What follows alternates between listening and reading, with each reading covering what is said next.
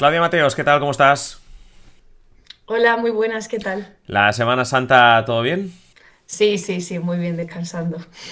Así me gusta. Estamos ya cerrando el episodio contigo como siempre y tratando de captar todo aquello que hablando de bueno, de lo que hemos hablado esta semana, de la parte de defensa, de la capacidad militar de España, pues evidentemente nos hemos dejado algunos temas que han sido protagonistas en los medios de comunicación durante estos días. Y como siempre lo hacemos, hablando de quién ha tenido una mala, una buena semana, y empezamos por la parte negativa, no sé si es porque somos pesimistas, pero empezamos siempre por la parte negativa.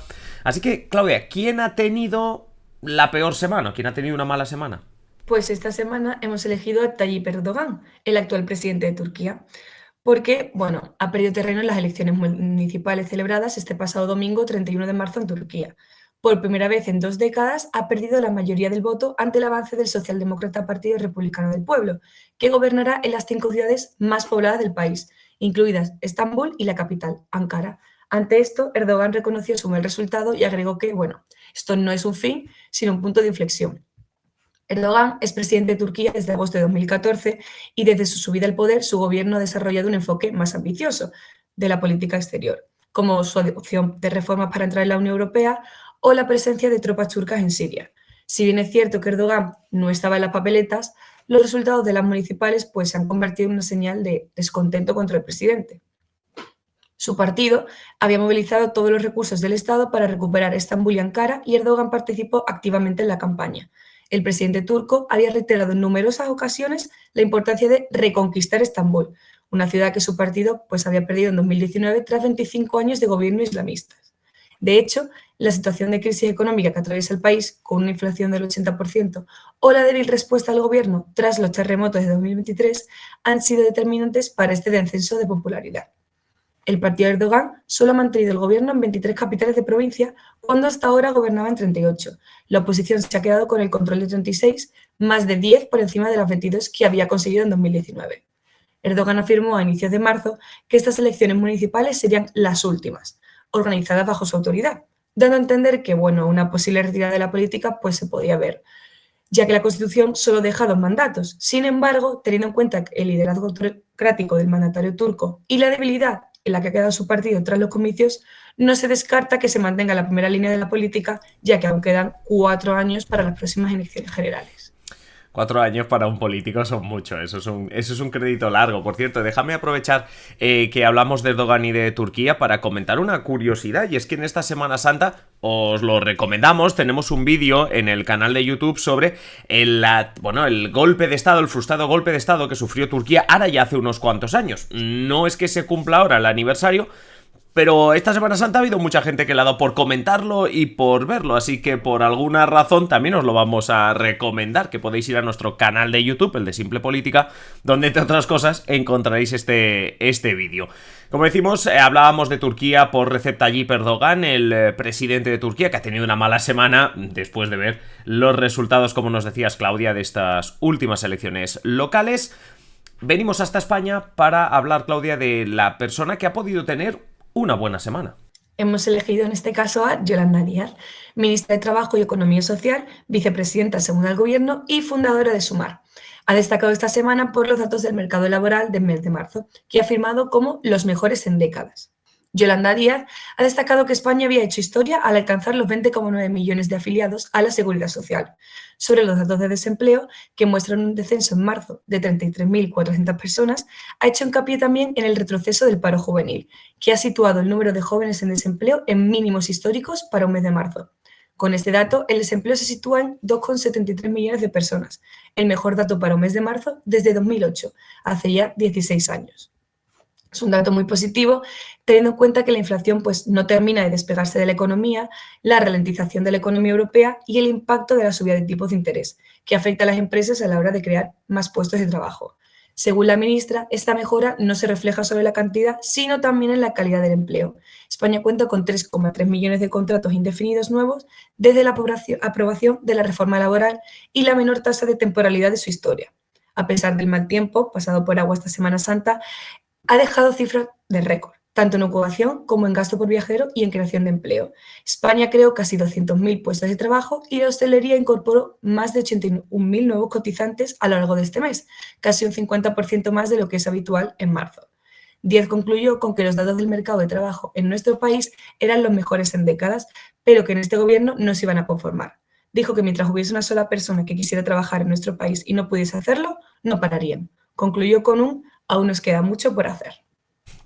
Sí, la verdad que también recomendable en este caso irse a las redes sociales de Yolanda Díaz, porque este martes por la noche, aprovechando que había sesión de control en el Senado, hizo un vídeo en el que, se puede ver cómo le interpelan desde el Partido Popular y dice, no te voy a dar un dato, te voy a dar 10, le dice a una de las senadoras del Partido Popular. Y sabemos lo que le encanta a Yolanda Díaz, eso de dar datos, y en relación a los diferentes datos que nos acaba de dar Claudia sobre la creación de empleo, pues recomendable también ver ese vídeo épico. Además le pone una música épica. Yo no sé por qué a los políticos les da por poner música épica. Quiero decir que tampoco... Quiero decir que una sesión al control, de control al gobierno, que a nosotros nos puede gustar, pero tampoco es una peli de los Vengadores. Pero bueno, le ponen esa música épica. Las redes sociales de los políticos son... TikTok también son buenísimas. Es que eso te iba a decir, ¿eh? El otro día estaba leyendo un reportaje sobre el TikTok y los políticos, ¿no? Se nos vienen más campañas electorales, ya hemos tenido unas cuantas, veremos en las europeas. Pero un día podemos hacer un ranking de quién lleva bien TikTok, ¿no? De quién controla bien TikTok, porque... Es posible que sea como hace unos años cuando salen las redes y las empresas, no digo los políticos, las empresas se meten en redes porque hay que estar, ¿no? Y los políticos están en TikTok porque... tenemos que estar, ¿no? Sí, el voto joven, sí. Sí, pero, a ver, yo ya no soy tan joven, pero diría que el voto joven exige...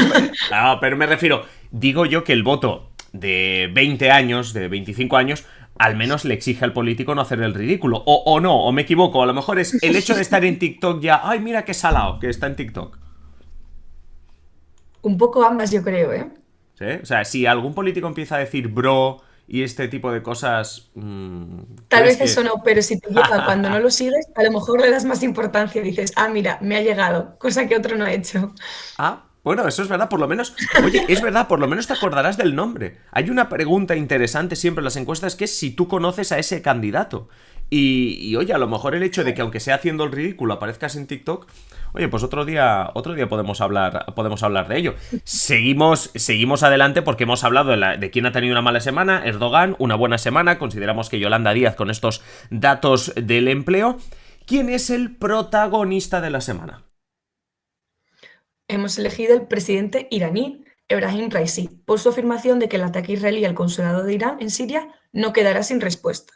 Este martes, Raisi afirmó que el bombardeo contra el consulado iraní, en el que murieron 11 personas, fue obra de Israel, y dijo que los sionistas deben saber que nunca alcanzarán sus siniestros objetivos con estas inhumanas acciones, y subrayó que el eje de la resistencia se estaba fortaleciendo. Este llamado eje de la resistencia es una alianza informal anti-israelí formada por Irán, Siria y Hezbolá. El mandatario iraní presidió este lunes una reunión del Consejo Supremo de Seguridad Nacional de Irán en la que se tomaron decisiones oportunas acerca de las respuestas al ataque, de las que no se han dado detalles. Bueno, un poco más de contexto, el ataque del que hablamos ocurrió este lunes y se trata del ataque más sangriento contra militares iraníes en Siria en lo que va de 2024. Israel utilizó 2 aviones de combate para lanzar unos 6 misiles contra la embajada de Irán en Damasco, la capital de Siria, lo que causó la muerte al menos de 11 personas y entre ellos 2 generales de la Guardia Revolucionaria.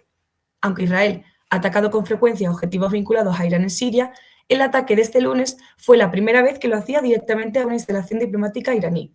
La República Islámica de Irán e Israel son enemigos acérrimos y suponen una amenaza existencial mutua. Irán ha sido un aliado clave de Damasco en la guerra en Siria, donde Teherán ha enviado soldados y asesores militares, además de prestar apoyo económico y político a su principal aliado en Oriente Medio.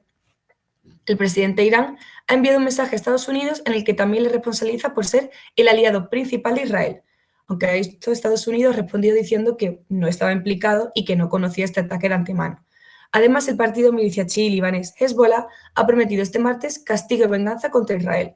Estos ataques aéreos se han intensificado en los últimos meses en el contexto de la guerra de Israel contra Hamás y los continuos enfrentamientos entre el ejército de Israel y Hezbollah en la frontera entre Líbano e Israel.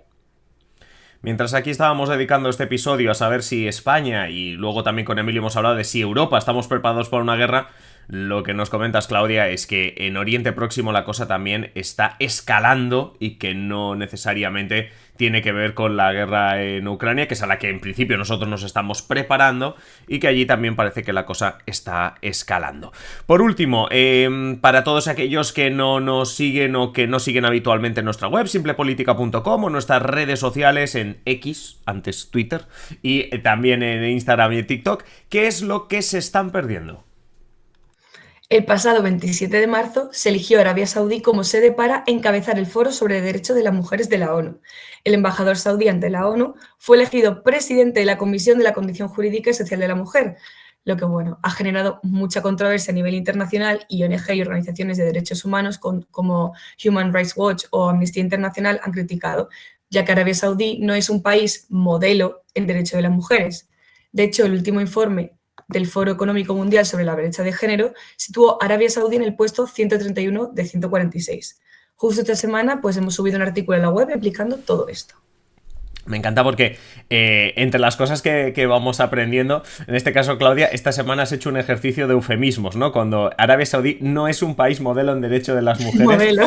Es un ejercicio, muy bien hecho, porque evidentemente al final la elección es real. Las Naciones Unidas ha elegido a Arabia Saudí como el cabeza del foro sobre derechos de las mujeres, y bueno, pues acabamos de dar un ejemplo de eufemismo para no decir otras cosas, pero evidentemente Arabia Saudí no nos parece en absoluto que sea el país adecuado para encabezar esto. Como bien nos comentas, Claudia, tú misma has escrito y publicado ese artículo sobre esta noticia, que se puede leer en simplepolitica.com, y evidentemente que también estará presente en nuestras redes sociales. Claudia, como siempre, como cada semana, un placer que nos traigas toda esa actualidad que nos estamos perdiendo, y te escuchamos en unos días. Muchas gracias. Hasta la semana que viene.